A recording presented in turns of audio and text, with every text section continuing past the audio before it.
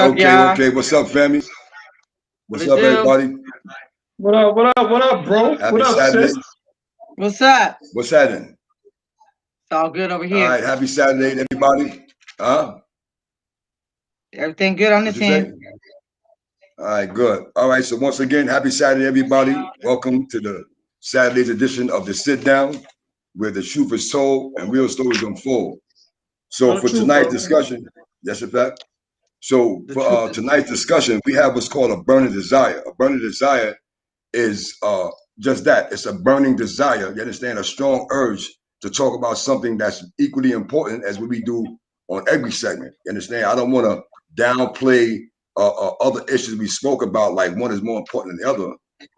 Some are more important. I got to be honest. Some are more important than others. You understand? Some take precedent over others. But with that being said, tonight's discussion, I'm going to start it off talking about two things, right? The importance of parents, Black and brown children, whether you're in the community, whether you're in the hood, whether you're in suburban America. If you have a Black and brown child, male or female, it is so important that we do not leave our children's education up to the school system, because there are certain things that the school system cannot teach our children. I, for one, as an individual that went from the school to prison pipeline, along with some of my comrades, I know that to be facts. So what we don't do in the sit down, we don't talk about something that's not facts. Either we lived it, or we experienced it through somebody else, or we understand it and we know about it. You understand? Indirectly. So with that being said, I'm going to talk real quick because my brother Oran, he definitely has something to say on this topic. I want to start off by talking about the disparities in youth incarceration amongst Black and brown children in this country, right? So as of September 2017, the Census and Project said, despite long-term declines in youth incarceration, the disparity at which Black and white youth are held in juvenile facilities has grown. As of 2015, African-American youth are 5 times as likely as white youth to be detained or committed to youth facilities, aka prison. Latino youth are 65% more likely to be detained or committed than their white peers, according to the data from the Department of Justice collected in October 2015, and it was recently released in November 2020, right? So it says the Latino disparity is smaller than that for African American youth, who are 500% more likely than white youth to be detained and committed to prison. To be detained, right? And placed in prison, right? Recidivism, on the other hand, is widely attributed to three things, excuse me. Inconsistency. Malik, explain right quick what recidivism is for the people who don't know. Good. Thank you for sharing that, bro. So recidivism, right, is a term that is used by the criminal unjust system, right, to describe people, young, old, Black, brown, white, whatever, that go inside and come out. They go inside and come out, meaning they do their time for whatever case they caught. They come out, and within 6 months to a year, they say most people will reoffend within 6 months to a year after doing 2 years or more in the prison system, right? And so recidivism is also connected to what we call the revolving door. And the revolving door, right, is when you leave that gate, once you come home from prison, you walk out of that gate, right? You back to the block, you back doing the same old things again, and you know that door, you know the revolving door exists. And the revolving door is from prison back to your community, back to the court system, through that door, through the sentencing door, back to prison, right? So it says that recidivism, the top 3 things is inconsistency of the approach among program staff in prison, or a lack of program continuity in the transition from prison to society and aftercare programs.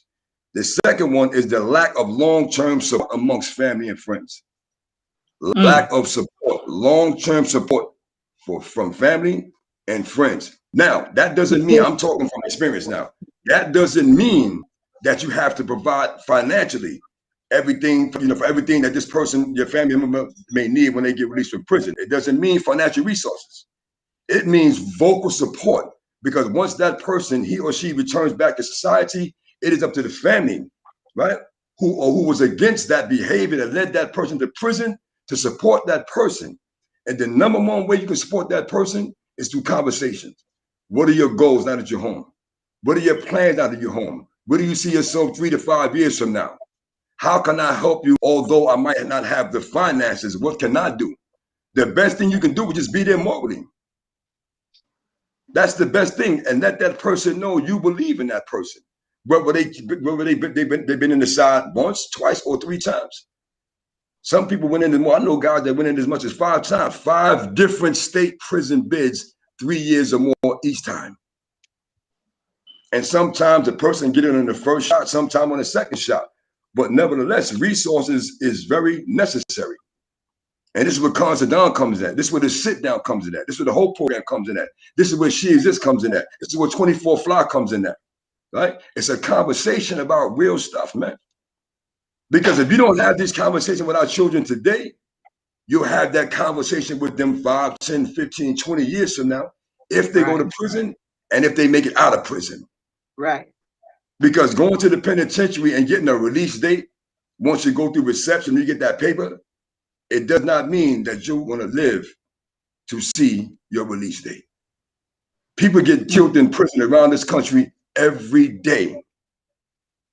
Every day. And the wolves are out. The wolves are out. So with that being said, I'm just going to read some quick stats and then pass it to my brother. 1 in 5 incarcerated people are locked up for drug crimes. There are over 1 million drug possession arrests each year. For those that are on probation or parole, technical violations are the main reason for them being reincarcerated. Now, what is the technical violation? If you got a curfew, say 9 p.m., 7 p.m., and you come in 9:05, 9:01, that's a technical violation. If you violate your curfew for hours or minutes, that's a curfew violation. That's a technical violation. A dirty urine, technical violation. A technical violation is a violation of parole stipulations that's not considered a criminal offense. A misdemeanor, information, or a felony, right? So the numbers of people going back, going back into the system after they've come home, or individuals who were blessed to get probation, the numbers of people returning or get by way of a technical violation, the numbers are staggering, right? So, real quick, my brother also sent me a link, right, of a young brother that got locked up when he was 15 in the state of Philadelphia, right?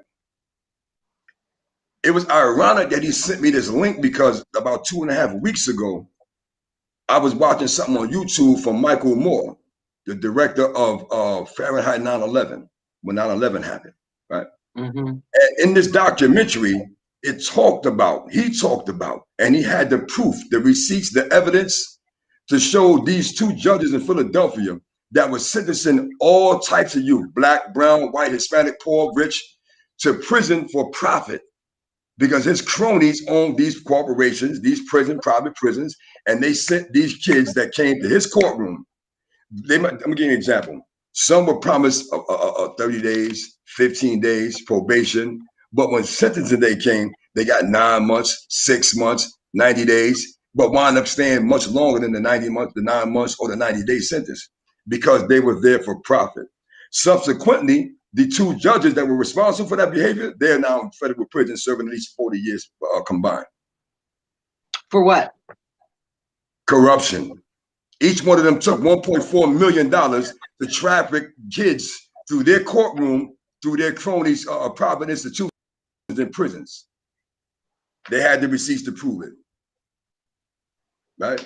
So with that being said, if you want to see, if you want more on this story, right, you can go to YouTube and type in Michael Moore, right? Capitalism, a love story. And you will get the full details of what's going on in this unjust prison industrial complex, right, and the courts, and how they do black and brown people, and particularly poor minorities. So with that being said, I'm gonna pass the mic to my brother Oran. Hey, family. Oh, I think you could have spent a whole lot more time on that because as you started off, you started off talking about family, and how important it is to have family communications and basic overall love. By the way, I got these black gloves on tonight because it's gonna get ugly, and I don't want to start getting any blood on my hands. So, you know, I just typed in the name of that into the chat for everybody. Very good. Capitalism and love story. You know, family is extremely important, especially when you're in prison or doing a bid. They're even more important when you're out here, before, hopefully, God willing, you never go to prison. But it's important to have good, strong family around you to support your dreams, support your visions. When they see you going left, they put you back on what's right. You understand what I'm saying? They give you love, and at the same time, they admonish and they discipline when needed. You know, so family is crucial. Oftentimes, people think, well, when you go to prison, it's about, oh, I got to put money on your books. I got to have money on the phone for you to call, and it costs money for me to travel. Oftentimes, it's not even about the dollar, because you can sit home and write a letter and write letters. Yo, I love you. You know, I wish you was home. But this is what I saw as you was growing up. This is what I think you need to do. But I'm always going to support you. And when you can send money, send it. When you can put money on the books for me to make a call, do that. So it's not all about a dollar. And that's the problem I have a lot of times with our people, you know, because first, well, I didn't put you there. I know that. Well, you know, if you would have listened to me, I didn't. Well, you know, I give up on you. And that's where the problems start, because other cultures and races is not giving up on people. They don't care what the situation and circumstances is. But when it comes to us, we do that very well, because of that what? It's that old time slave mentality. You know what I'm saying, Malik? You know what I'm saying, CDL? We see each other, even your own family, as the enemy. It's that natural conquer and divide. But moving along, and you mentioned right quick about. Sure, go ahead, sis. You know, I was just reflecting on when I was in prison, or the times I kept going in and out, whether it be prison or the county jail. I did this revolving door for 9 years straight, right? And I can't remember the actual facts, if I told my family to leave me alone or they just left me alone. But what I do know is I was alone. I didn't have people putting money on my books. I didn't really have too many phone calls I could make. I didn't have the resources when I got out. I didn't have no plugs when I got out. You know, I got out with a parole agent and a parole bag. That's it.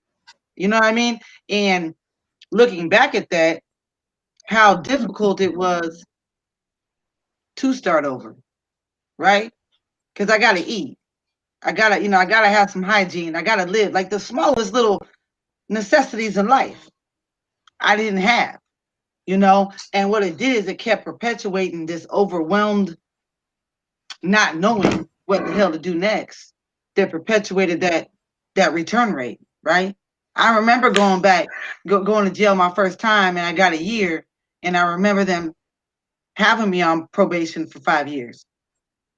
And within 5 months, I had 5 violations. So now I'm going to prison, not for a new crime, but I'm going for my violations because I couldn't function. I didn't know how to function. Yeah. Didn't know how to, I didn't have a sugar daddy to help me out. You know what I mean?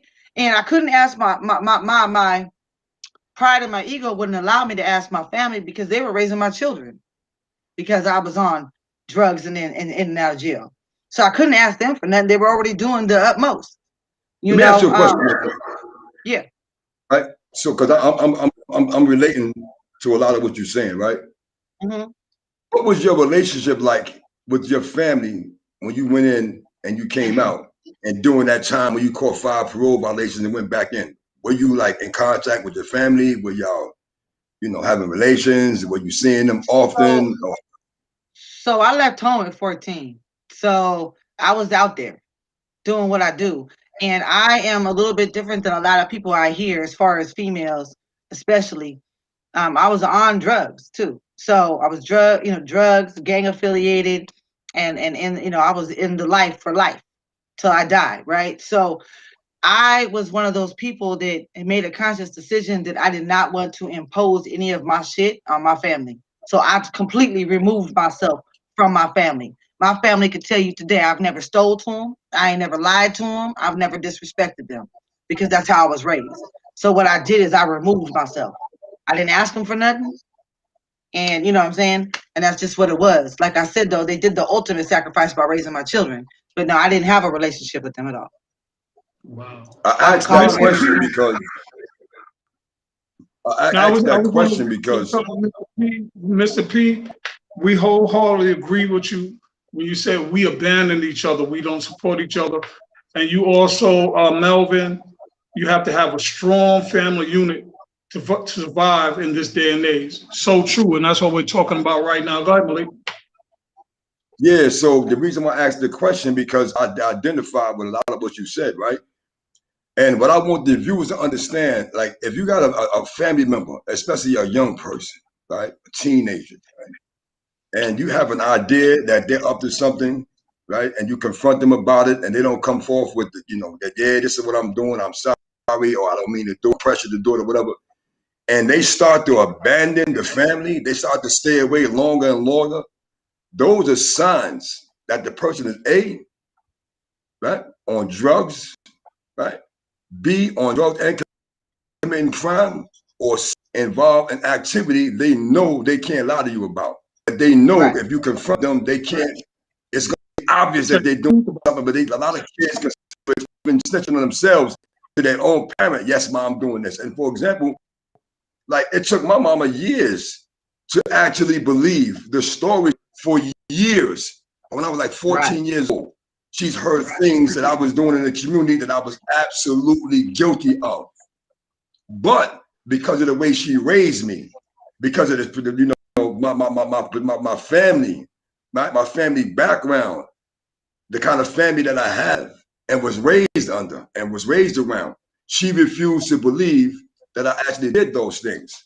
Right? So it wasn't until I got shot in my face, my chest, the side of my head, and my right calf, and over 2 ounces of cocaine in her freezer, right? When I was 19, going on That'll do 19 it. actually, it wasn't until she found that brown paper bag with that worker with them drugs up in there, and she confronted me about it after she flushed it, right? That I had to come clean. You know, it's crazy My about brother that is Oron, the bro, excuse me one second, says he's known my mama since 1983. I've known my Big Mama Harris since 1983, right? Our parents refused to believe that we engaged in certain behavior because of the way we was raised. I mentioned this because it doesn't matter how much you teach your child, right? It doesn't matter how much you support your child, verbally discipline your child. Teens are going to do what they want to do just like adults because God, out of all God's creation, he gave the human being, right, something other creation didn't have, right? That's the will to do the right thing or the wrong thing. Everything else God created does exactly what God created it to do. Exactly what. No deviation, no nothing whatsoever. So with that being said, the sister spoke on something eloquently and very important, right? She distanced herself from her family because she knows she was doing wrong. She you know knew what they wouldn't accept that behavior, huh? no, actually I kept it from them so they wouldn't be exposed to the behavior, but they knew of the behavior. I, you know, just Mm-hmm. like the, you know, those who are watching who know me and those you two that you two that know me, I've always been straight out. I've always been unapologetically me. So I had my family always knew exactly what I was doing, no matter how heinous or how ugly it was, how embarrassing, how humiliating, how degrading.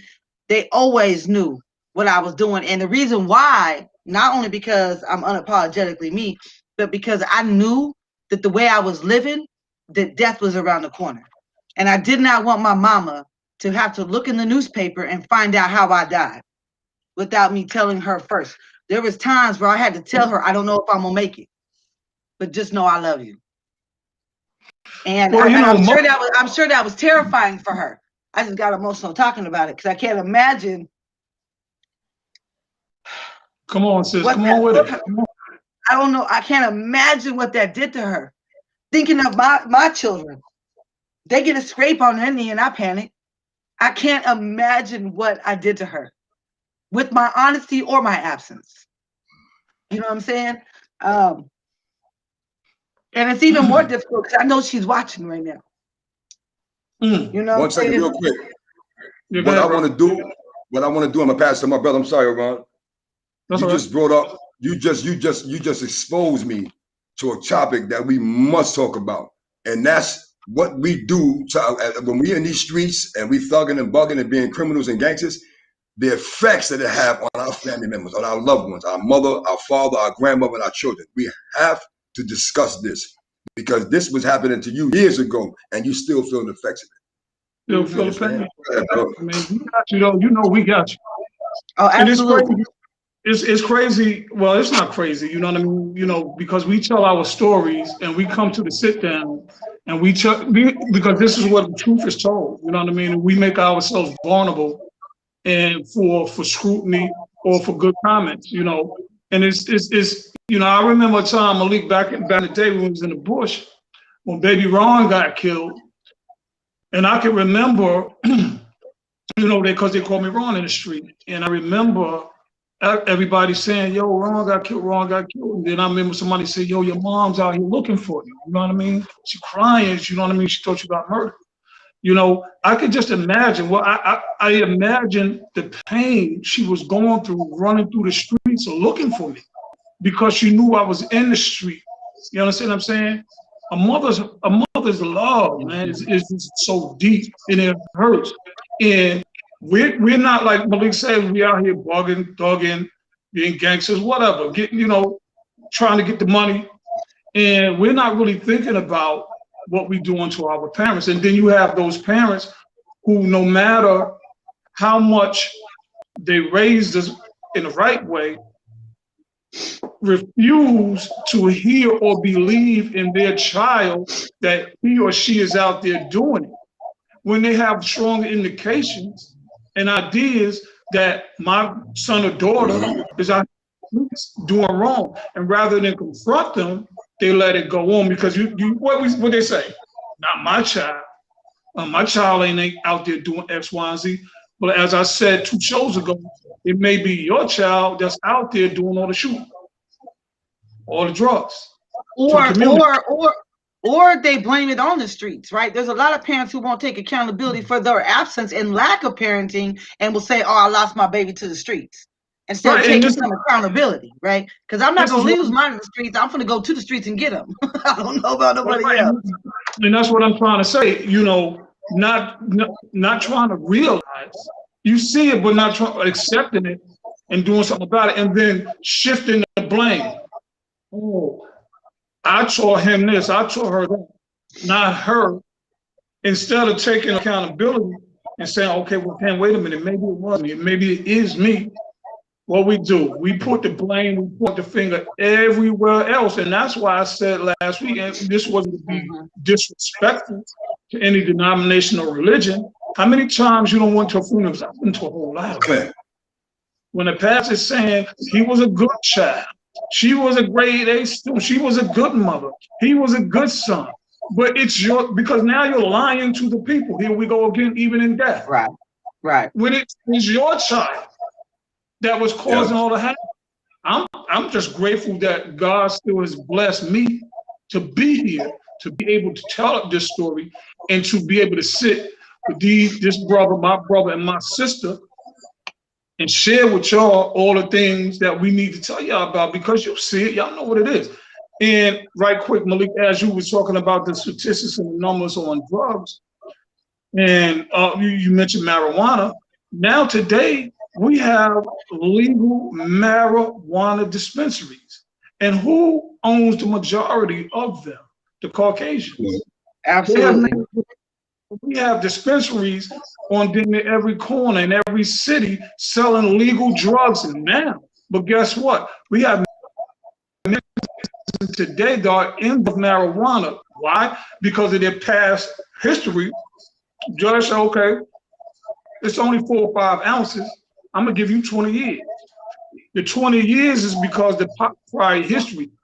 And of course, because of the weed, the trees, or whatever, the loud, whatever you want to call it. So I find it hypocritical of a country, of a nation that says, oh, weed does X, Y, and Z to a young mind and this, that, and the other, when they was doing it back in the 70s hard in the hippie era.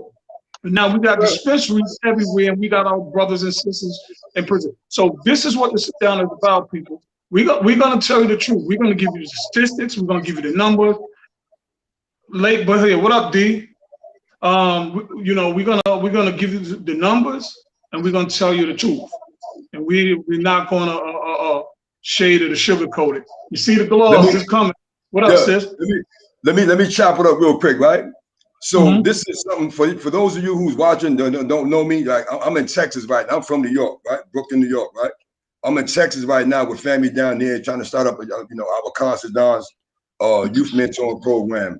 And so with that being said, when I was in New York and I was doing workshops on gang violence, education, peer pressure, and a number of other things in the police department in 5 different areas in New York: Brooklyn, the Bronx, Queens, Harlem, and Lower Manhattan. And one of the things I would talk about, with the people on probation, too many young people, right? But I would ask them, I would say, okay, let me give you an example of how, in a nutshell, how stupid it is, right? And unthoughtful, right? And really wasn't thought out for those of us, that committed crime, or, for those of you who still commit crime, right? Let's say, for example, you're 17 years old, 18 years old, right? 16 years old. And you wake up in the morning, in your pocket, you got rabbit ears, you ain't got no money in your pocket, your cell phone bill is due, yada, yada, yada. You need money for whatever, right?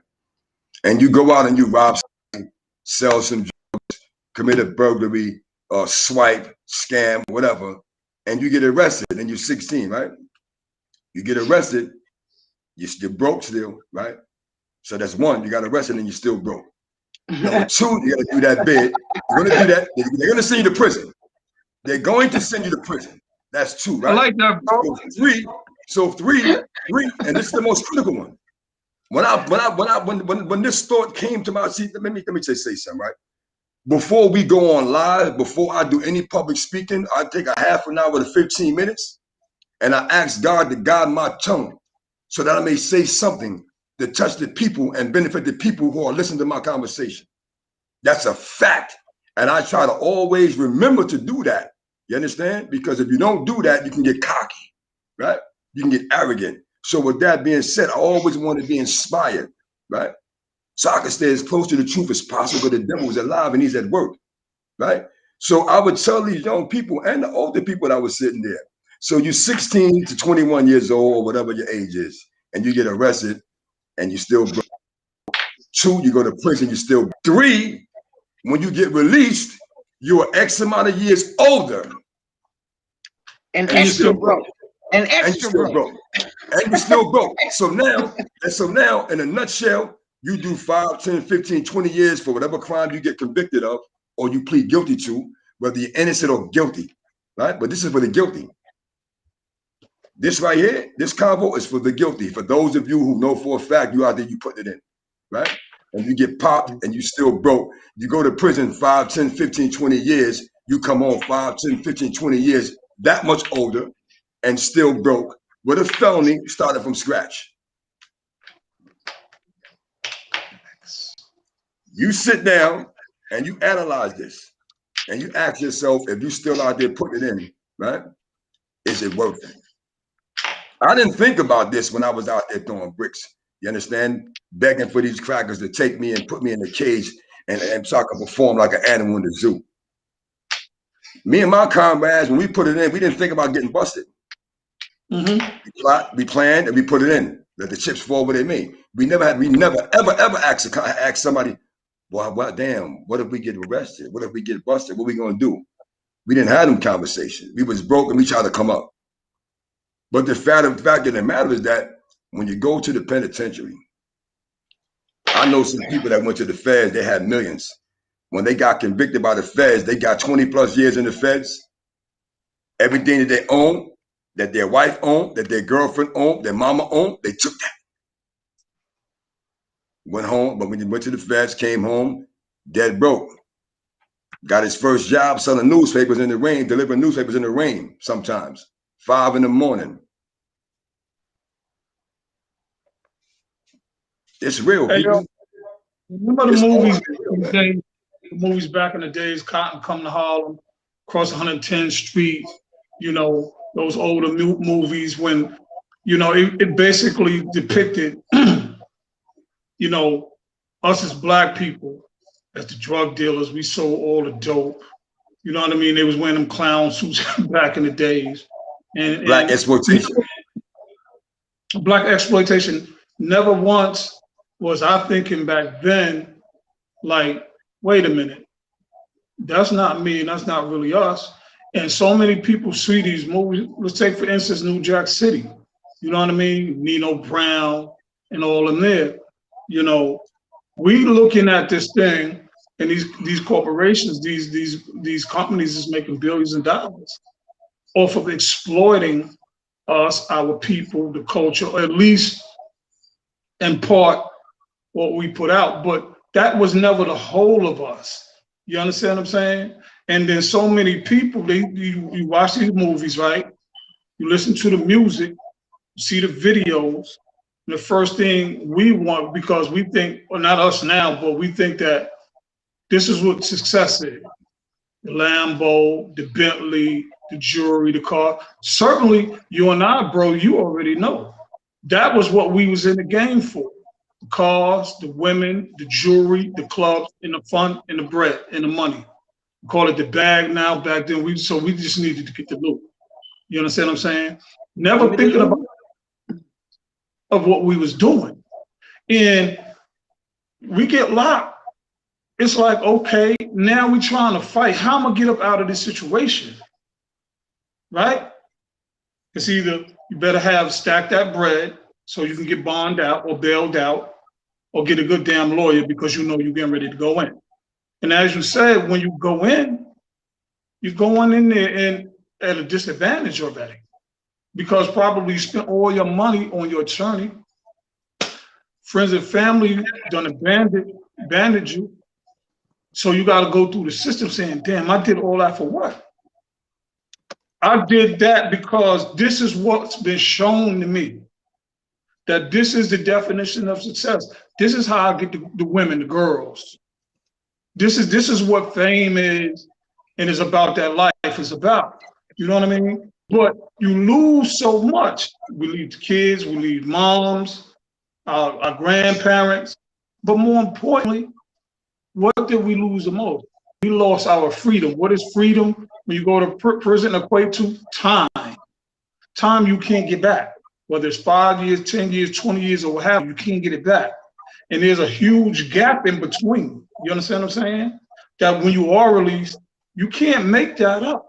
Because guess what? 5 years later, to this very day, I'm still, this is how deep prison can be and how psychologically it can mess you up. I'm still fighting demons 5 years later, trying to doing my best to stay focused. When I sleep, I'm hearing cells close. Sometimes I'm up and I'm looking straight and I'm seeing the yard. I'm thinking about the child time. This is when you can go to sleep and sit and piss and all that. You know what I mean? So you can't just transition out of that. These things, people last with you and probably for a lifetime. So I'm trying to say to you, don't go there in the first place. If you're in the streets, you have a choice. You know, life is about choices and decisions. The ones you make today, whether you want to stay in school and get an education, or hit the streets and get money, is going to affect you later. Choices and decisions, man. So I'm gonna let y'all talk a minute before. Wait. I need to speak on to that. You know, as a therapist and as a formerly incarcerated individual, you touched on something really, really important that people never even mention when they talk about prison reform or when they talk about incarceration, right? And how much time they're finna give us, right? What you just described is called PTSD, right? Exactly. Now, people, even in the industry of therapy, and then they're just now catching on, the last few years, but people equate military and sexual abuse with PTSD. Not only is the penitentiary a PTSD situation, so is the street life, right? No one's factoring in the fact that so many people that come from that life, whether they're incarcerated or not, have PTSD and suffer from, not every one of them, but a great large portion of them, right? The ones who have been incarcerated for some time, almost, I probably guess almost 99.9% have PTSD, right? No matter how much time you did. You could do it just a year and still suffer from PTSD and be exposed to some shit that is not human, right? Bending over and coughing is not normal behavior, right? Having to bathe in front of other people is not normal behavior. These are all things that can be traumatic to an individual, male or female, right? Not including the crimes that happen when we're in jail, right? When we're incarcerated, right? The PTSD is so high. I think I might write a book about this. But yeah, it's a thought. Because people in the life, man, they're addicted to the lifestyle and they've been to the penitentiary, clearly suffer from PTSD, and that's never addressed, in or out. You know what's crazy? You mentioned the addictive and you mentioned lifestyle, right? Absolutely. And this is what I had. This is what I had a somewhat difficult time getting people to understand when I was in New York doing these workshops and these seminars about gang violence, crime, and education, and all the importance of education, right?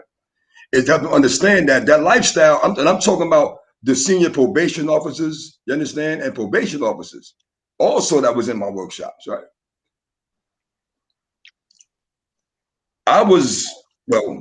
When I was out there in them streets, anything that I engaged in, I got addicted to it. You understand? Any crime that I engaged in, I got addicted to it. You understand? Because there were certain, let me give you an example, right? What's called, for people that rob, we didn't call ourselves robbers for those of us that stuck up people in stores. We didn't stick up, we robbed the store. It's the stick up game, right? There's a particular swag that comes with being a stick up kid, right? As they say, right? Right? Mm-hmm. Get up in the morning, check your surroundings, check your pistol, make sure it's loaded.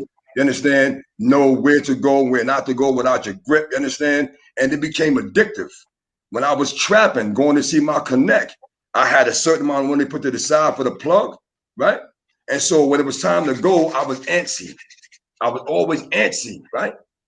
Because I knew how much I was going to spend, how much I was going to get back off the flip, right? So I had this euphoric feeling of feeling all the way up when I was going to get my work or the drugs. They ain't working a damn job. And I was going to get some drugs from my connect. Right? That was a job. Excuse me? I said that was our job. Yeah, but more or less, I'm just talking about the addictive personality that I took on when I engaged in that behavior. And I noticed that anything I engaged in from when I was a teenager to, burglarizing commercial properties, right? And sticking up people's stores and whatnot, right? There was a certain rush, there was a certain emotion, a certain feeling that came along with that, right? A certain jubilation. You understand? When me and my comrades got away from, the crime scene or whatever, you understand? And after a while, they became addictive.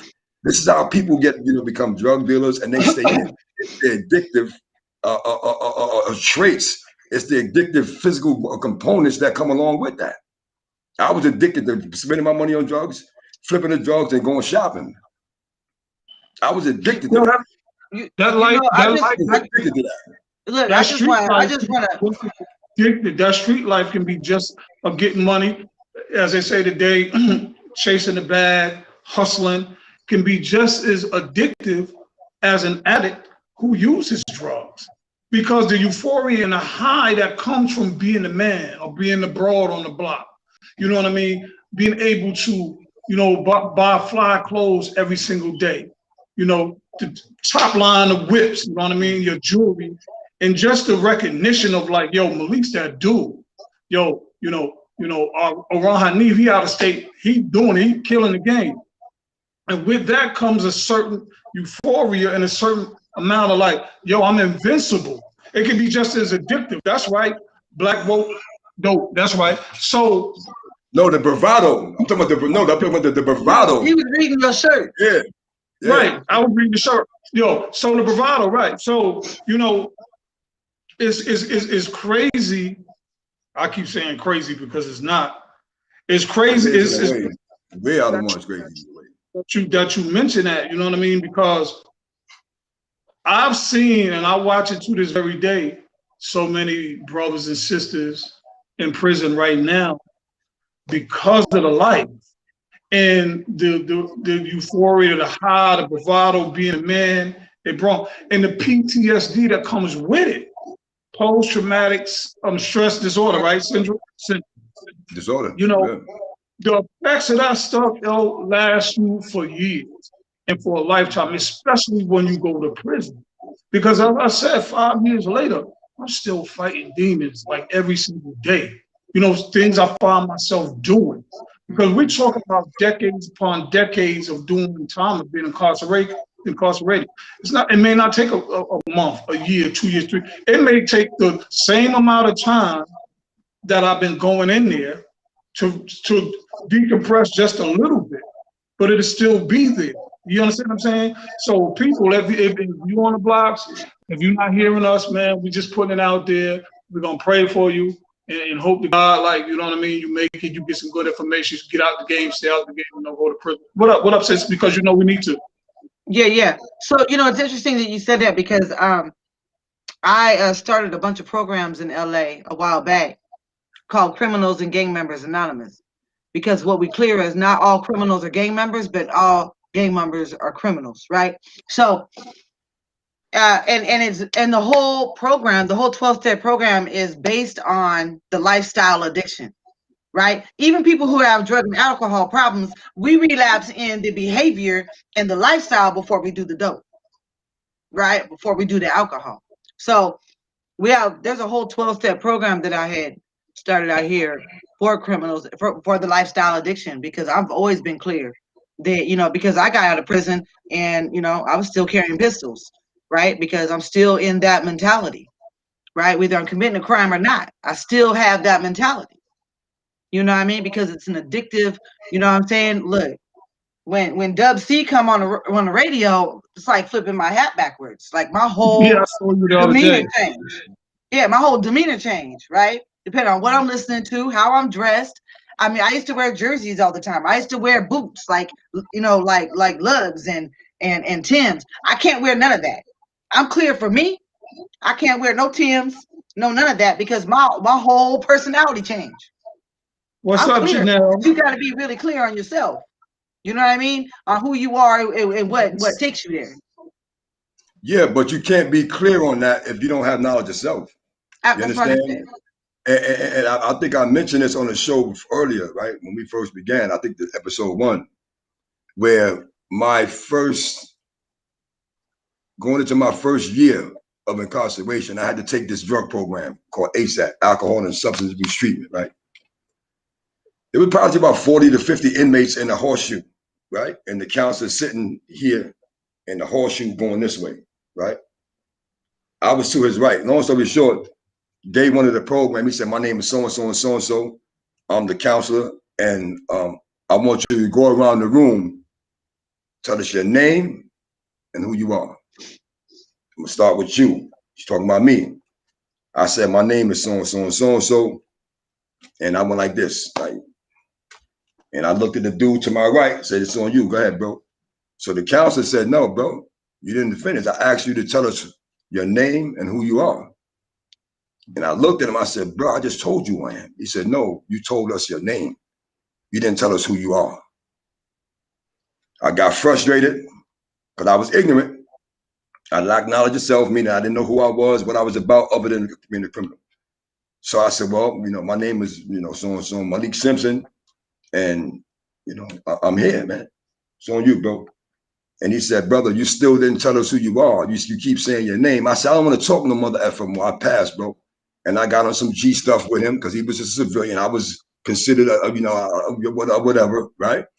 and I didn't go. He didn't force the issue for me to continue to further expound on who I was. You understand? And he must have recognized, like I did, I didn't know who I was. I didn't know how to define myself because I never gave myself the title of thug, gangster, criminal. That's what people that didn't know me and the streets gave me. You understand? At 16, the grown man gave me the name dog because I put in work on a dude violate my little homie. I wasn't no dog. I wasn't biting people. I didn't pull up on trees and snip the tree and take a urine. You know what I mean? But because of my behavior, that's the name this dude gave me. And he was in his late 20s, early 30s, married with 2 children. Right? So with that being said, there was a time when I was able to dictate if somebody state your name and who you are. There was a time before I became a criminal that I could have done that very easy.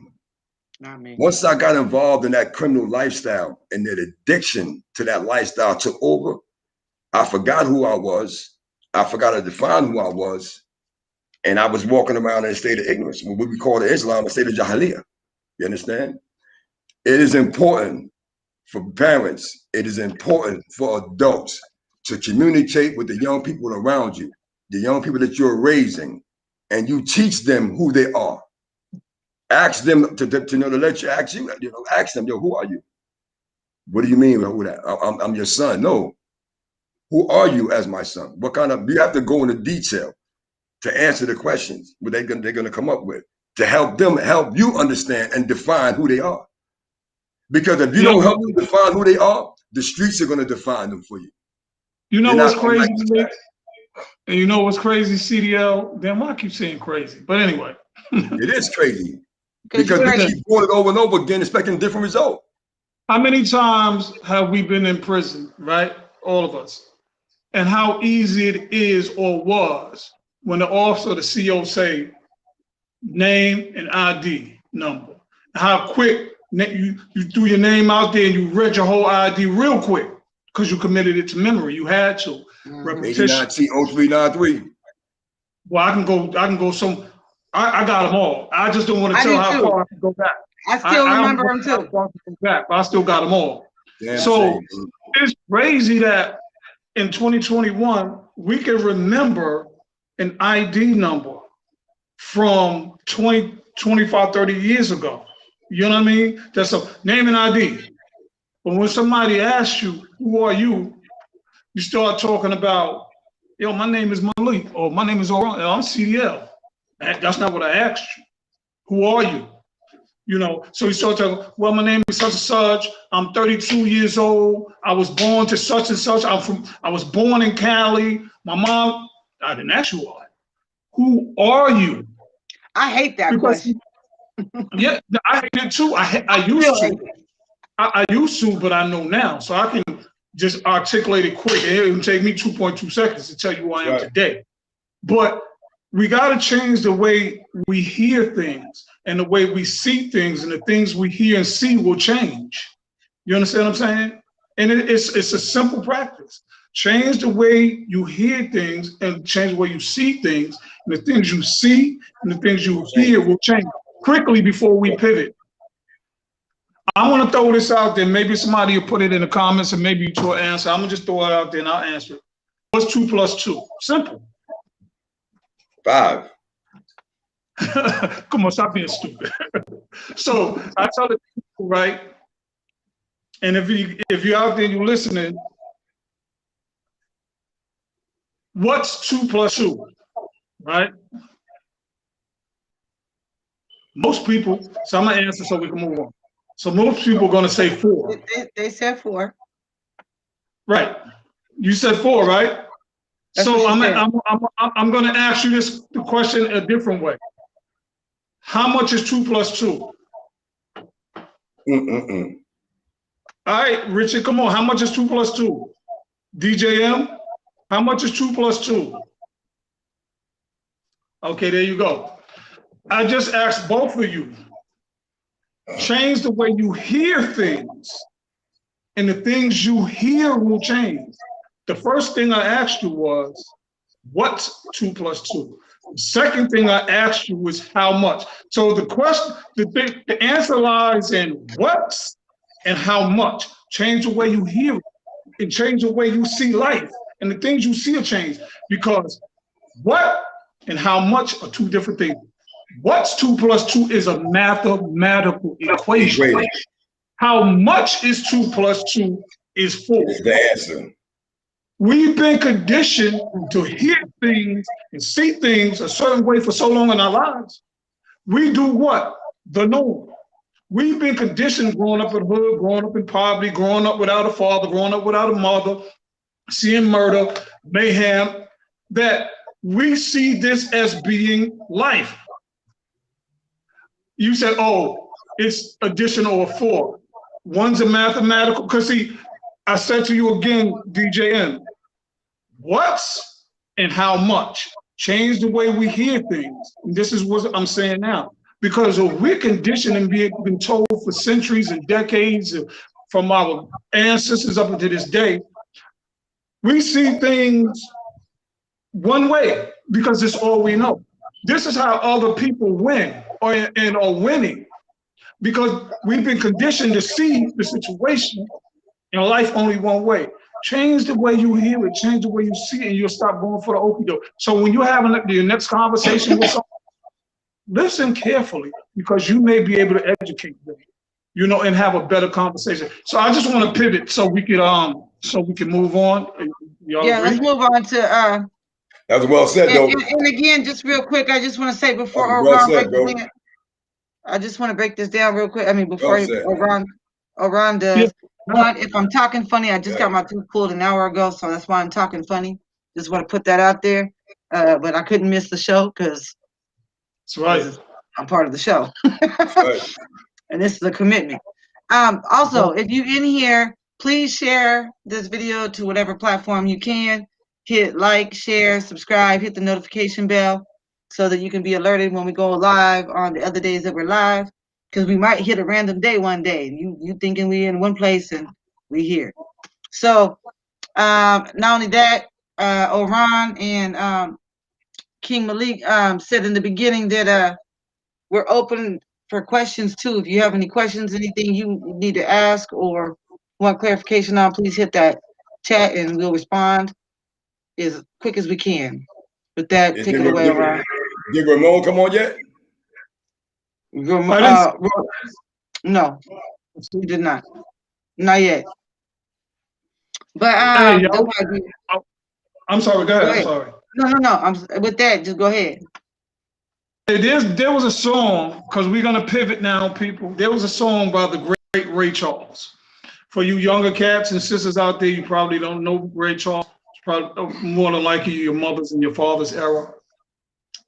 His music is classic, and respect to the RIP to the icon and legend.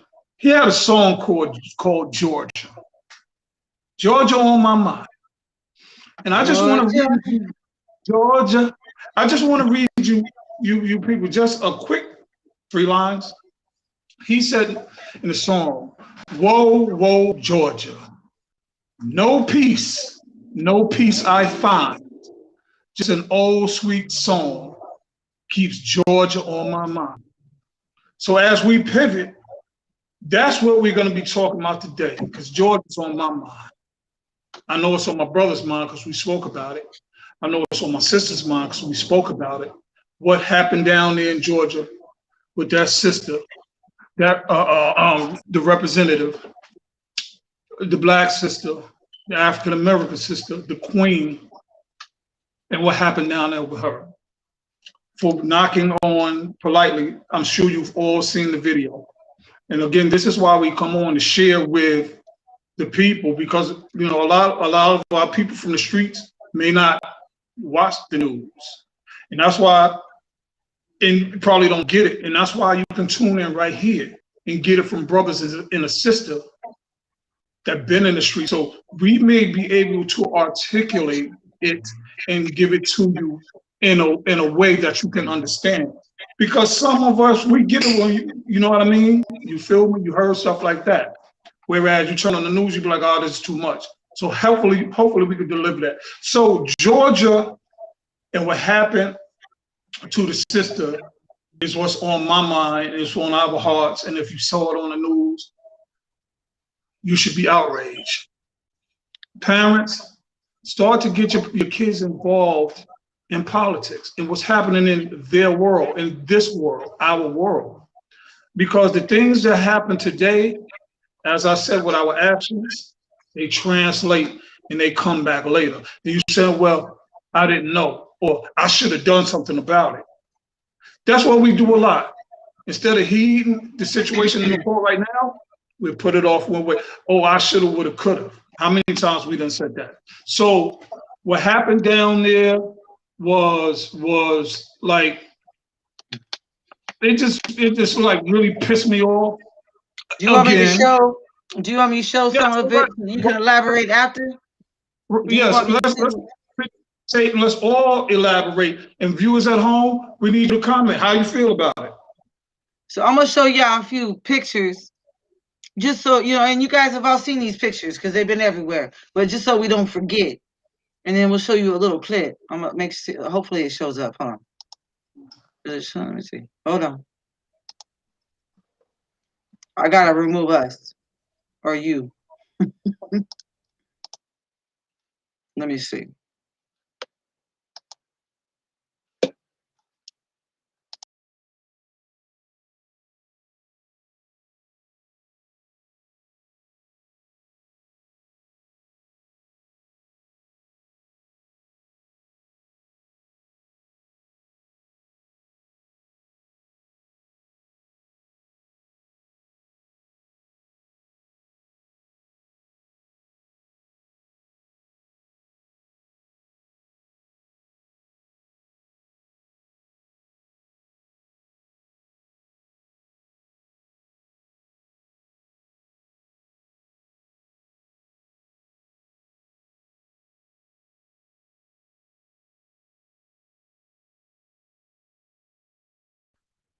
Disturbing pictures. So I left that one where they had the criteria for the voter suppression, so you guys could either snapshot that, look at that, rewind that, keep that in your repertoire so that you can understand what's really happening. There's also a video that explains that Brother Orion has sent me that I'm going to show y'all right now. Yeah, play a video. Okay. You need to keep this stuff in these people's mind. It's serious out here.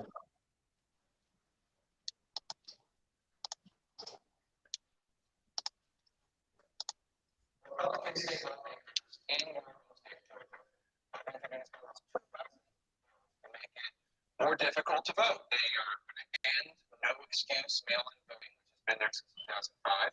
They're going to reduce drop boxes. Senate Majority Leader Chuck Schumer in D.C. racist. CDL, where's the video where she was knocking on the door? I don't have that one. That? No. Nah, she just showed the picture, the screenshot or whatever. Yeah. Stop these efforts. Well, first of all, I do absolutely agree that it's racist. It is a redux of Jim Crow in the state of time. We know that the only thing that's not clear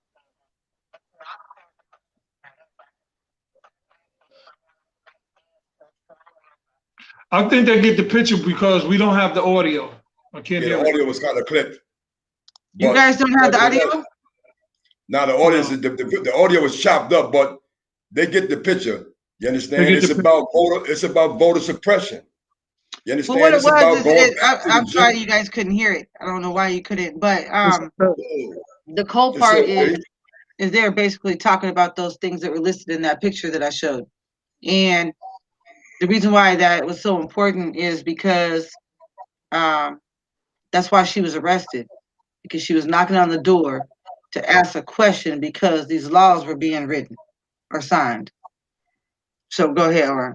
Yeah, the governor was in his office sitting down at his desk, the governor of Georgia, right? And he was sitting down at his desk, but he had 6 white males on either side of him, 3 on his left, 3 on his right.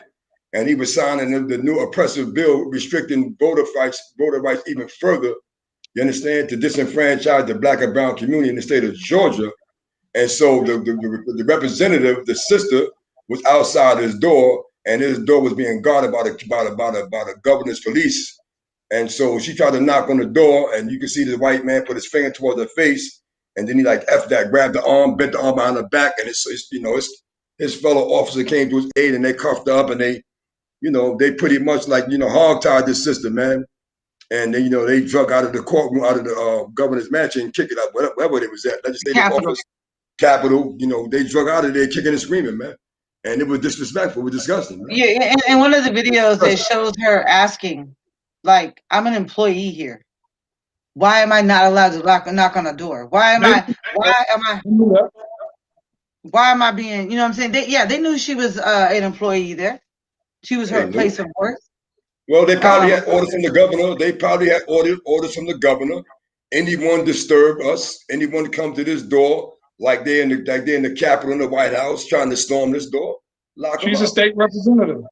And he probably told, I don't give a damn. And he probably told, I don't give a damn who they are, who it is. If someone comes to my door, especially a Democrat, a black person, and they try to get in and extract what's going on in this room, I want you to lock them up.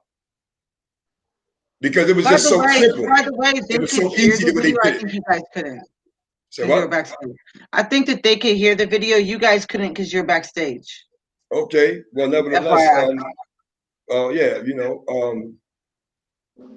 I looked at it like when I seen that. Oh, and I'm gonna pass. When I saw this woman, she reminded me of a couple of my aunts. You know what I mean? That they was bending up like that. That's what I saw. I saw a family member. I didn't see a stranger. I saw somebody that could be my aunt or my mama. And like Richard said in the chat, they charged her with 2 felonies. Of course they did. I know, and I saw that. That's a fact. They definitely did. It's crazy. And what's even more appalling and frightening was the picture that's hanging in the background. And they spoke on it on the news today. And for the viewers who didn't notice that, that is an old antebellum picture of a plantation. A plantation, he was an old slave. Of all the pictures that can be in a governor's office, a senator's office, a congressman's office, whoever office, this is the picture that you chose to take your photo in front of, again, with 3 white men on the right, 3 on the left. And if you're trying to be a governor of diversity, one of transparency, why didn't you invite any people of color or a Democrat or 2 and some women? Then he did this long press conference today. Oh, the other side. Why is it a left on the right? The left thinks this, the right thinks that. That's the problem. Because everybody, of course, people pick sides and choose sides. The left being the Democrats, the rights being the Republicans. The donkey being the Democrats, the elephant being the Republicans. It's always some side. So he gave this big bullshit speech today about, oh, when we speak out, it's always we're being racist, we're this and we that. Because, listen, what is the connective tissue to racism? The connective tissue to racism is hate.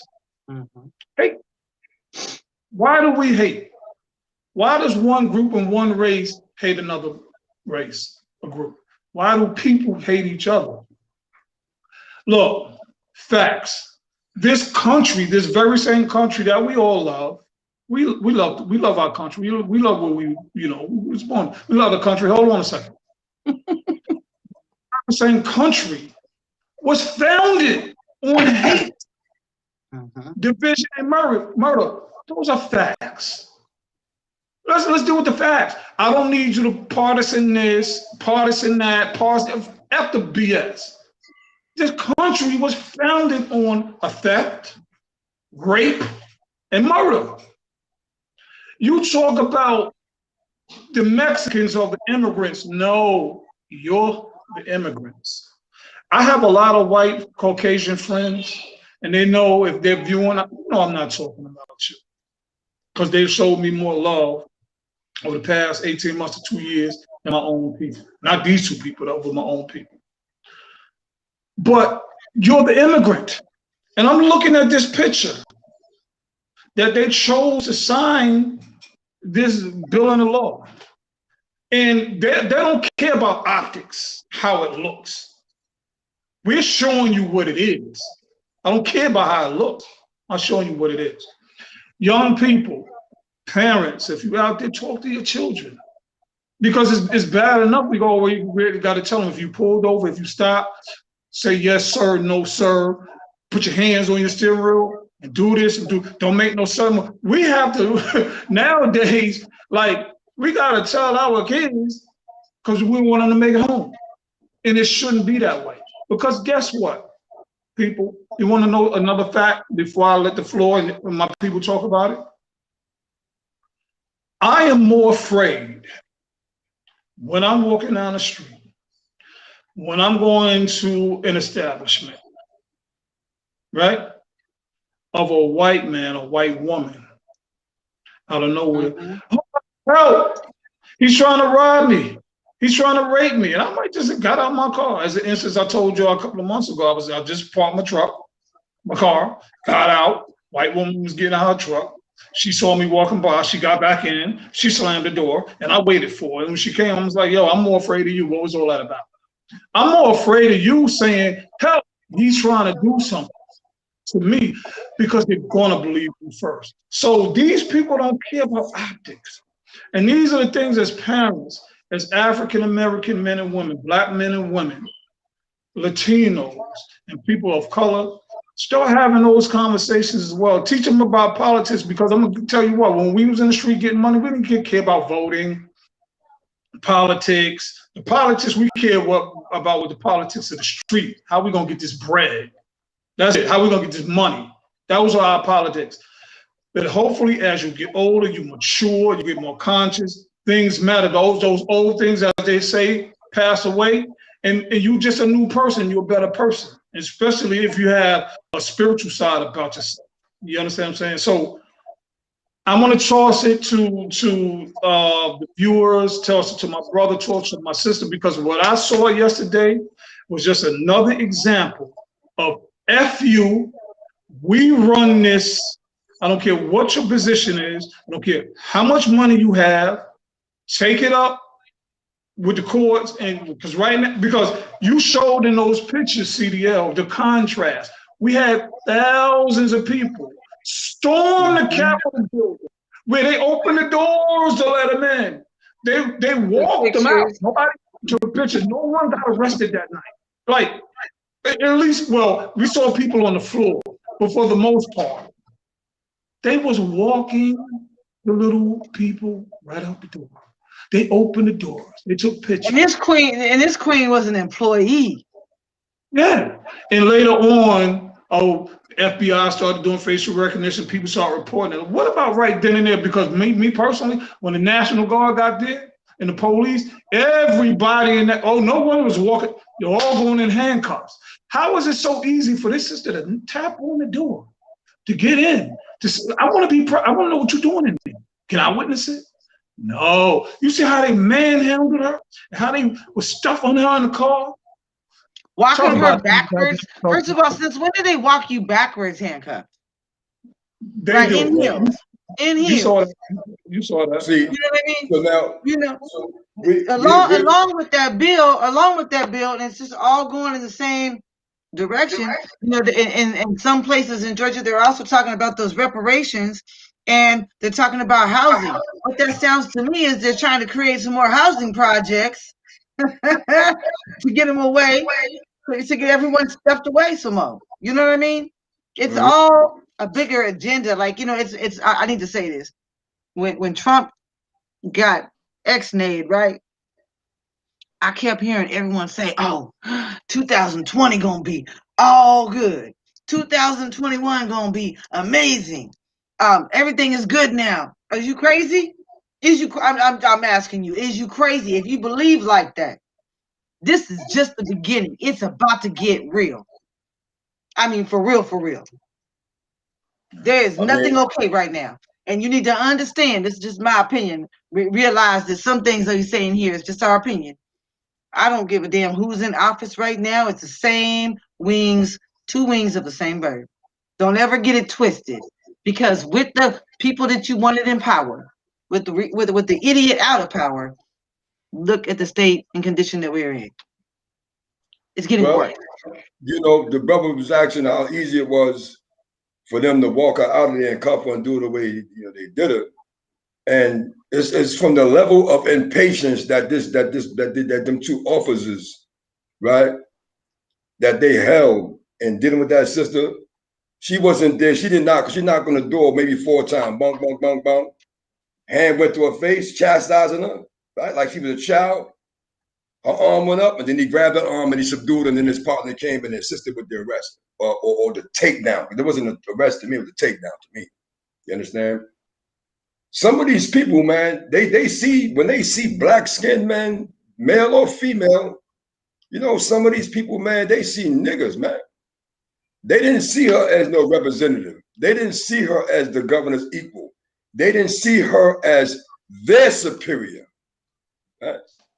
They saw a nigga, man. Because the level of impatience that officer executed, or didn't execute rather, it told me a whole lot. There's a It told question. me he didn't respect her, that he didn't honor her. You understand? That she wasn't worthy of respect and recognition as a human being. You need to get the hell out of this building. Matter of fact, let me escort you out. Right? Because they had no conversation with her. They gave her no forewarning. Miss, if you don't stop interrupting the proceedings inside, I'm going to be forced to escort you out the building. And if you resist at that point, we'll be forced to arrest you. They didn't even get the benefit of the doubt of a respectful conversation, man. But that's what's one of the they didn't see her as worthy of a conversation, man. One of the questions in the chat is actually pertaining to that. One of the questions in the chat is, by law, were they supposed to tell her why she was being detained? I don't know. First of all, I got to, in order to answer that, I would have to know the offense. You understand? Naturally. No. The question is, when you're being handcuffed, don't they have to tell you what you're being detained for? I'm gonna say it again. I don't know what she was being charged with. You understand? She wasn't charged with 2 felonies until they made that shit up at the state police Capitol barracks. You understand? Right then and there, they just knew she was under arrest. Now, they were supposed to let her know, listen, you're under arrest for boom, boom, boom, boom, boom.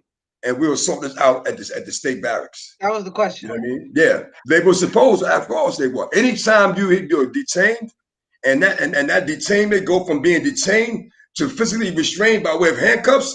Handcuffs are restrictive. Anytime your rights are being restricted by the police or the authorities, they have a right to tell you. They are duty bound to inform you.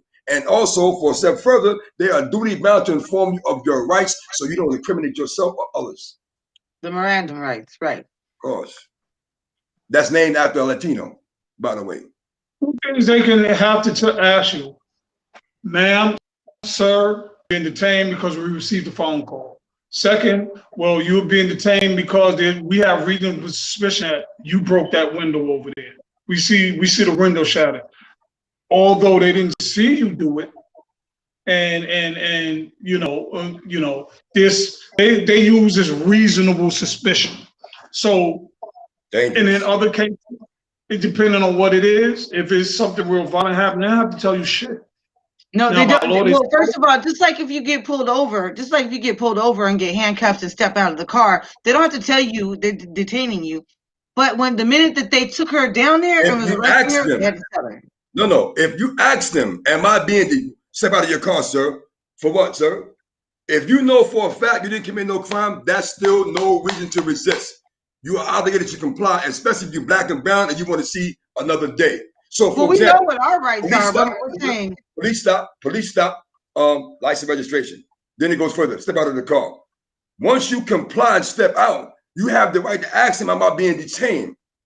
And by law, they're supposed to tell you, yes, you are, and why you're being detained. Well, they did not tell her. Because they don't respect us, man. Right. Anytime these people don't give you the law so you can understand the reason for being detained or being further arrested, they don't respect you. A lot of these folks still got that black people are three-fifths of human being mentality, man. Don't assume automatically because I'm American, I know the law, that your rights are recognized by them and they're going to enforce your rights by informing you of your right. If you're ignorant to your right. I haven't watched the news. Did they release her? Yeah, she's home. They released her that same night. Yeah, I haven't watched that day, they released her. Yeah. But according to her people, I forgot the brother's name, the governor, the black brother that ran in Georgia, Hart Warnock, he made a statement. He said she's home, she's relaxing, she's resting, more or less. You know, she's getting her head together to how she's going to perceive that situation, how she's going to handle that. She better sue every one of them. If she has a legal right, yeah, she should. And you can't be arrested for knocking on a door. I don't care what them people say. You can't it's say not against the law to knock on a door. You can say you don't care, that you don't think, but the fact of the matter is that they arrested her. Right. For trumped up charges like they always do. But whether it's illegal, now I don't think they're gonna drop them until it goes, you know, through the courts. Right. Hopefully she get a Democrat, a liberal judge. But nevertheless, you know, we know how these people get down, man. You know what I mean? We know, and it's unfortunate, but like the brother said, when we was in them streets, we didn't watch the news. I watched the 10 o'clock news when I came in on Sunday nights. If I came on Sunday before 10 o'clock, it's 10 o'clock. Do you know where your children are? Fox 5 News. Fox 5 News. It's 10 p.m. Do you know where your children are? Right? And when I heard that, I said, and I know my mom's in her bedroom watching the same thing, and I could hear it. And when I heard that, man, I said, damn, I know my mama glad I'm home. Every time I was home and I heard that, I knew she was glad because she could say, yeah, I know my son's at. I know where mine's is at. You know what I mean? But like the brother was saying, we have to engage. We have to get our children engaged in politics, man. You understand? Especially the preteens, the 9 and 10-year-olds and up, because I watch something on my TV stay on MSNBC, CNN, or ESPN. That's why I'm flipping through the 3 channels. Yeah, right? Me too. I watched something last night where they said that Social Security, right, for retirees, right? My oldest grandchild is about to be 15. Right? By the time he's 21 to 30, they may do away with Social Security as far as the retirement is concerned. This is what they're talking about because of the money that this government owes to China and how much we're in debt with the Department of Treasury. Oh, we ain't in debt for nothing. I don't owe China nothing. You said we. When I say we, now bust the sketch. I know, but I just want for the viewers, because I felt the same way you felt, even jokingly. But guess what? I do owe them by way of this stinking government. You know, I'm gonna tell you what. Right. Our Social Security number, right? It's a corporation, right? For those who don't know that, do the research on your Social Security number and your name. You have to break down the Federal Reserve one day, Malik. We can do that, God willing. But again, these things that me and my brother and my sister are talking about, we wasn't talking about this stuff 10, 15, 20 years ago. We weren't knowledgeable about these things 10, 15, 20 years ago because of the state of mind that we were in and how we was living. We didn't give 2 F's about the news. Understand? Other than we didn't want to be on it. We didn't want to be on it. It is important to have conversations with your children, right? And educate them about the things that A, we were ignorant to as parents, and B, that we were slightly aware of, but we didn't understand the magnitude of it. But now that we do, because they say with age comes wisdom for some of us, you know what I mean? It's time to impart that wisdom, huh? Now I was telling sis, I just said something because I can put the link in the chat, yes. Yeah, or you can just put it versus men's, because it runs along the lines we're talking about when you're talking about aren't they supposed to in X, Y, and Z. That's a hell of a case. And it's one that everyone should know. Pennsylvania versus men's. Pennsylvania versus men's. pulled over, spot license plate, asked him to step out the car. He asked, what am I being detained for? They didn't tell him. They noticed the bulge. They found a weapon. I just put it in the chat. Long story short, got locked up, you got convicted. Supreme Court, they overturned it. Mere presence and the whole purpose of the stop. And the idea of the frisk and not telling the man what he was being detained for at said stop. So these are things to know. CDL just put it up. Take some time, people. It's out there for you. Okay, go ahead. I'm sorry. No, somebody. I just want you to notice that there's some questions in here. How much time we got left? We still got about 10, 15 minutes. I mean, it's not like we gonna get All right, timed out. So. We can sum up and then we can get to the questions if y'all agree. It's all good. Yeah. Okay, let me highlight this right quick. This is blood on my hands. I was talking about, and then we can answer all about anything. Is anger is an emotion. When I get mad, or if I love and I'm feeling happy or sad, it's an emotion. These are emotions that we all feel every single day. Whether you're having a good day, whether you got your stimulus check or your tax return, make you feel good. If you didn't get it, you beefing with the IRS. You tight right now, you got bills. So we deal with all kind of emotions every single day. So I want to tell you why I'm mad. Because people say, well, why are you mad? Why are you upset? Because of the lies that are told. And I'm talking about those who say, I support you. Those who say, I love you. Family and friends. If any of my family and friends is watching tonight, it's just one of them. And if you know somebody that know my family, damn it, send it to them. I might even send it to all of them.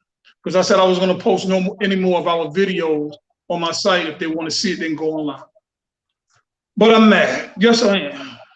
Because it's an emotion. When someone says, oh, I love you, and they do opposite, otherwise.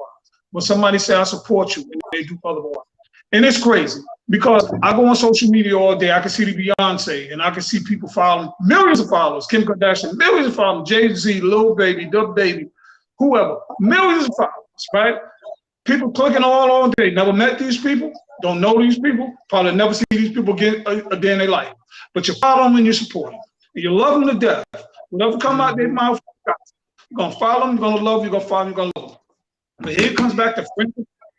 Those ones that say, they love us. Those are the ones that say they support us. And can't come on for 1 second, click on, let me see what they're talking about. Let me comment, subscribe, like, comment, anything. But you tell me you love me. And you tell me I support you. The lies that are told. I'm gonna get to. I'm gonna shut up and you can talk. The lies. No. I'm agreeing with you. I'm just preach. Yeah, I don't have nothing to say. Because there's no way you could tell me you can support an artist, a movie star that you don't know, never gonna see a day in your life. And you can comment on their page about how much you love them, how much you love their music. But the brother and the sister that you see every day, that's out on the street, out in these struggles, trying to fight for you, they can't get you to show up, they can't get you to like, they can't get you to subscribe or support, but you tell me you love me, you damn right I'm mad, okay? And I go to family. So when I don't reach out to you, you know why. There's no reason I have to reach out because I'm not going to reach out. So when the phone call stop and text stop, you know why. So it's okay. It's okay with me because I'm going to tell you what a lot of people won't tell you or say to you. I'm going to say it to you because you might not want to say it. And if you felt that way, listen here, and you want to say it to the people, but you can't say it because of a situation, take this part of the video and send it to them. Or fast forward, tell them, listen, you mad. Stop lying, you're fronting, and you're playing yourself because you're not really hurting me. That part. It's an emotion. I'm just speaking out. I'm just talking about because as soon as we turn this camera off, I'm going to get right past it. It's okay. But y'all kill me how you support people you don't even know. We'll never see. Ain't gonna do nothing for you. Millions of viewers. We can't get 10 of y'all to come on to sit down to hear the issues that matter to you because we still gonna fight for you. We must not be fighting for you particularly or personally, but overall, the work we're gonna be doing is for you too. It's for everybody. You understand what I'm saying? So when you telling me family, Sometimes you know how you get so mad sometimes, CDL, Malik, you just want to go back to that old person just for a minute, just for a second, and let them have it. Because don't forget, I'm an ex, I'm a con to a dom, but don't forget the first part, the con part. That's what you make me want to do. And I don't care how you feel right now, because you make me feel that way. I don't care what you think. And they want you to, every time they put up something for a birthday, they kids, they expect you to go on and like it and comment, which I do. I stopped as of yesterday. I don't care who you are, friend or family. You stopped yesterday. If you do not support me, I promise you, I'm going to get this. Matter of fact, I'm going to post this part. I'm going to post it. Last one. I promise you, I will not support you. I don't care how you feel.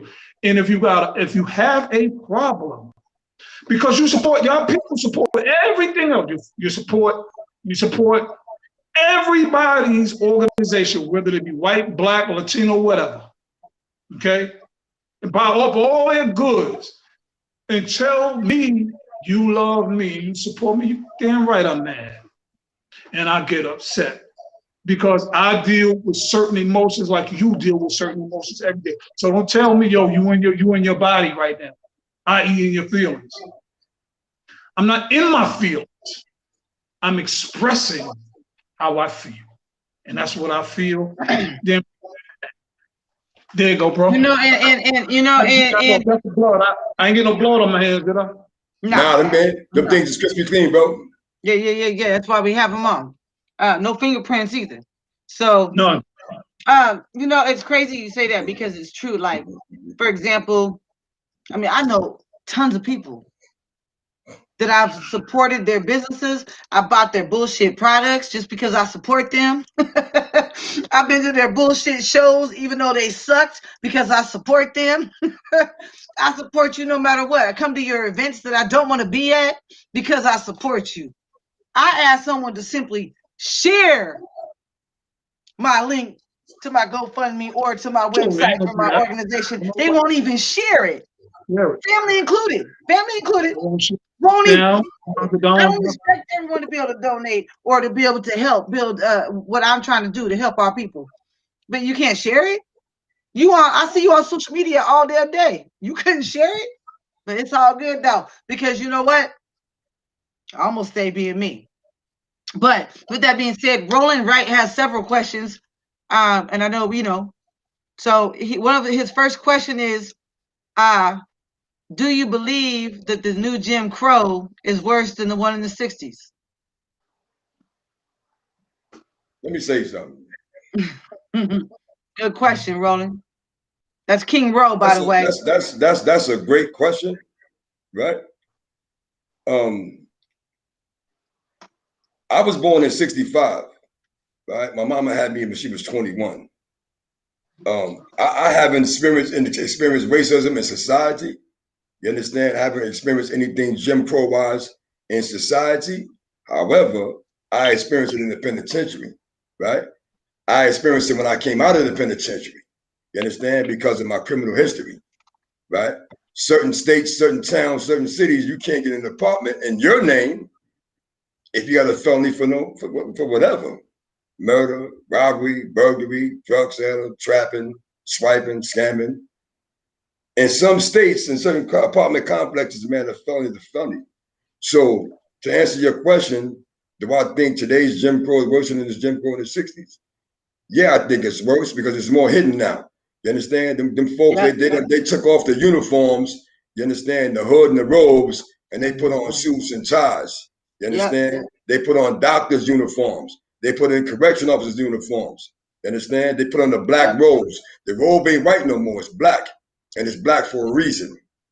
It's black for a reason. So now it's more hidden. It's less apparent. You understand? But if you know how to use the third eye, you will see the transparency in that, and you will see the comparison. So to answer your question, I think today is even worse because it's more hidden. Back then it was in your face. They call you nigga in your face and dare you to pop off. Now they do it at dinner with their pals.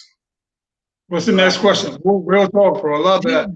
Do you believe that we should step away from the Western European ideology? And if so, where do we start? Right here at the sit down.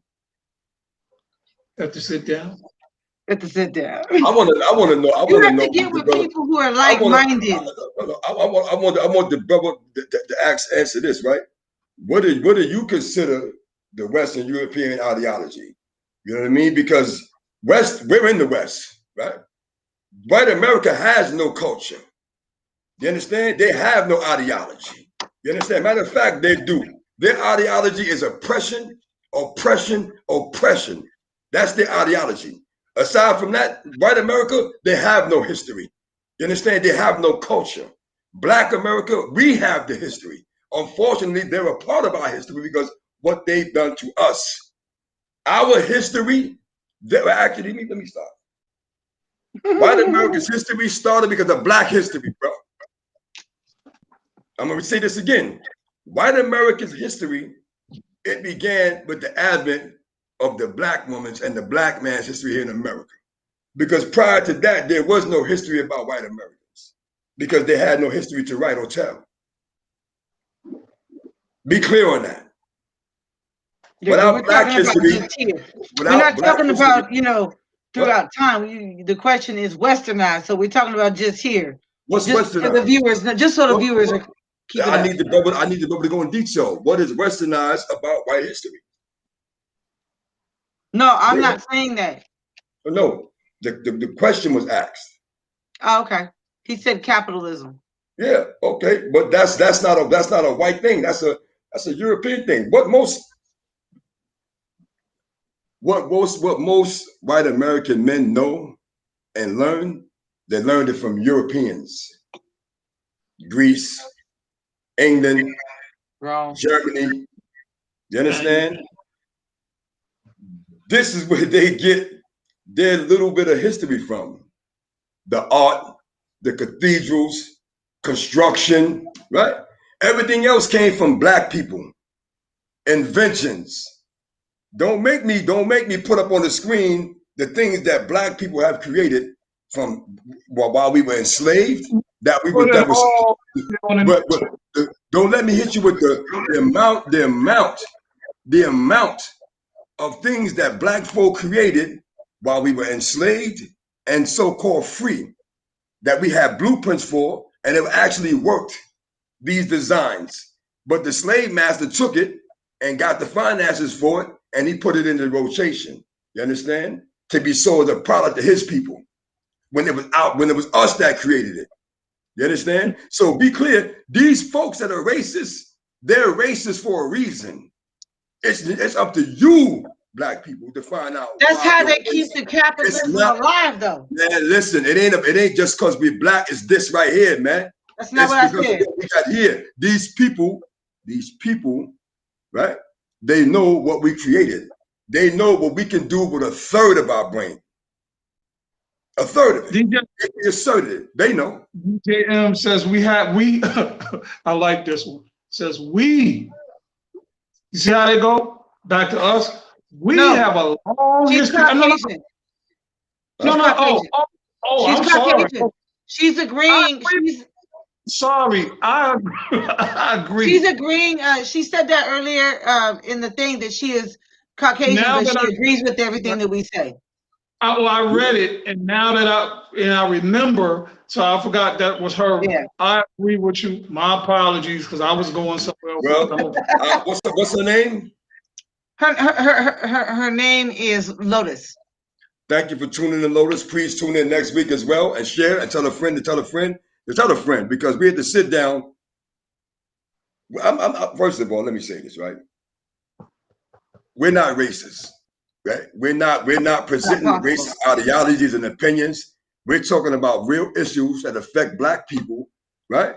Since we were so-called cut loose from slavery, and how that is impacting our lives today, along with other social ills in the Black and brown community. So once again, welcome to you. Thank you for tuning in. Tell a friend and tell a friend to come on and be here next week and tune in again. You understand? Yeah, Because I happen to know her personally, and she's an accomplice, not an ally. I'm just gonna say that. Hey, What listen, we I need love it, man. You to understand? Because this is what the sit there. all those people that I mentioned from the Beyonces, the Jay-Z's, the Kims, and the babies, little babies. My beef is not with y'all. So if you ever see this part of the show, it's all good. Get your money, get your bread, get your bag, get your love, get your respect, get whatever. I was just illustrating a point about alliances and what love and friendship and support meant. So, whenever you see this, you know what I mean? I'm not a hater because you get your money how you get your money. And right quick before, and I'm gonna shut up after this. I had I texted my cousin the other day and asked him, did he see the show? He was like, he was watching on his way to work. He said, yo, I'm good job. AJ, shout out, appreciate it. He said, yo, I'm proud of you, man, and I support you. I see what you're doing because I know you. I've known you all my life, you know what I mean? And I see the change in you. But he said this. So I want to put this out there to the people. This is what he said to me. He said, I love what y'all doing. He said, yo, he loves CDL and he respect me and you, Malik. Punk. Right back at you. Okay, but he respect you and I, which is all good. But the one thing he said to me, and audience, please, if you would, he said you got to get your viewership up. You got to get your numbers up. And hey, we come on here.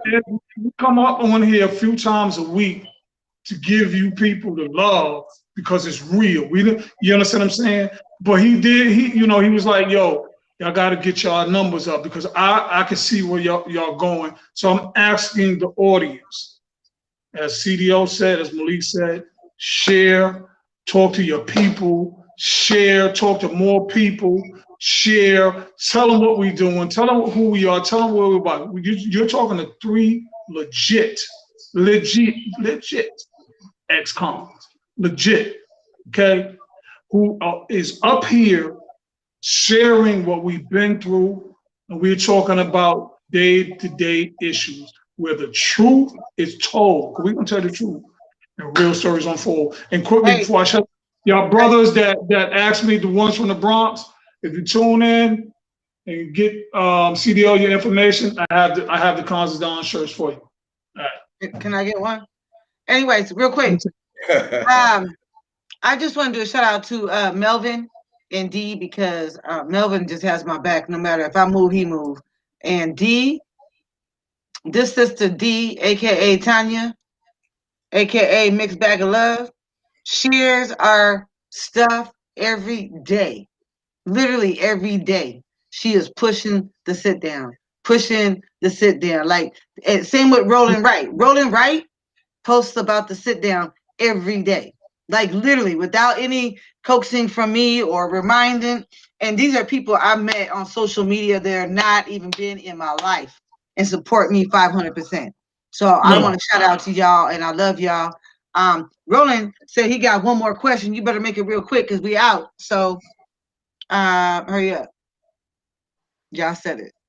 But to the person that the individual that said about getting our numbers up, we thank you for tuning in. But this is just episode 4. You know what I mean? In a 2-week span, we try to do 2 episodes a week. We started out, we did 3 episodes the first week. So the first 3 episodes is from week 1. You know what I mean? This is just literally our 4th episode in like 2 weeks. 2 weeks, yeah. But we can't get our numbers up unless the people that's watching talk about it. You know what I mean? And share it. And share it. Because we share it. Richard, thank you for your Richard Workman, thank you for your comment too as well. He said he follows me and King Bro, which is Roland, on TikTok, and he loves our content, and that's what got him here. But also, real quick before we close out, right? Like we were discussing last week, I think that we need to eliminate the Saturdays, right? And just go to Monday and Thursday. Right. Until we get our numbers up, right? Because this is the weekend. You know what I mean? That's right. It's the ND, the NC, it's March Madness. You know what I mean? Bro, I said that. That's right. The weekend. Yeah, but there was some youngsters that requested us to be here today who didn't show up. So that's how but that's okay. It's okay. We gonna get them. We'll get them. Hopefully they got whatever they're doing it well. They're doing it respectfully, and they're okay wherever they are. You know what I mean? For not tuning in. But with that being said, We'll be back on next Monday, God willing, this coming Monday. You know, depending on the state you're in, the time is going to be between 5 p.m. and 7 p.m. Go to the YouTube, type in The Sit Down with myself, Malik, Oran, and CDL. Like, subscribe, hit the notification bell so that you can get the alerts when we go on live. We try to go live at least 2 minutes before the actual time, which is 5, 6, or 7 p.m., depending on your state. 5, 7, or 8. Excuse me, 5, 7, 8. I stand corrected. Yes, ma'am.